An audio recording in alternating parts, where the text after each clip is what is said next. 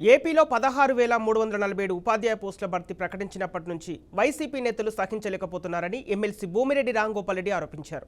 ఏ జిల్లాలో ఎన్ని పోస్టులున్నాయి, జిల్లా విద్యాశాఖ అధికారులు నివేదికలు తయారు చేస్తున్నారు.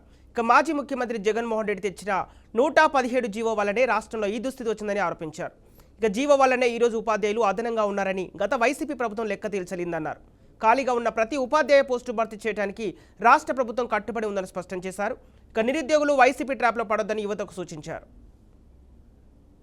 మొన్న జరిగిన సార్వత్రిక ఎన్నికల మేనిఫెస్టోలో ఎన్డీఏ కూటమి తరఫున రాష్ట్రంలో ఖాళీగా ఉన్న ఉపాధ్యాయ పోస్టులన్నింటినీ కూడా భర్తీ చేస్తామని హామీ ఇచ్చి ఆ మేరకు అధికారంలోకి వచ్చిన వెంటనే ఆ టీచర్ పోస్టుల భర్తీ ప్రక్రియను ప్రారంభించడం జరిగింది.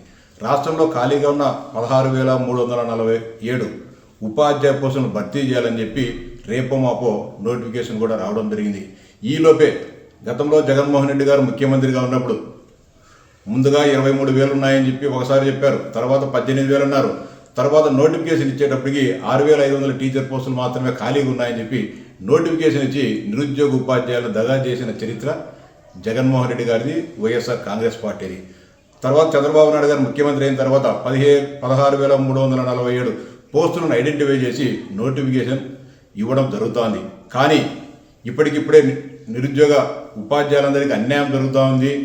దాదాపు 50,000 పోస్టులు ఖాళీగా ఉంటే 16,000 మాత్రమే చూపిస్తున్నారని చెప్పి సాక్షి దినపత్రిక వైఎస్ఆర్సీపీ నాయకులు అంతేవిధంగా నిరుద్యోగ ఉపాధ్యాయులను రెచ్చగొట్టే కార్యక్రమాన్ని శ్రీకారం చుట్టడం జరుగుతుంది. ఏ జిల్లాలో ఎన్ని పోస్టులు ఉన్నాయనేది సంబంధిత జిల్లా విద్యాశాఖ అధికారులు వాటన్నిటిని కూడా నివేదికలు మండల విద్యాశాఖల ద్వారా తెప్పించుకోవడం జరుగుతుంది.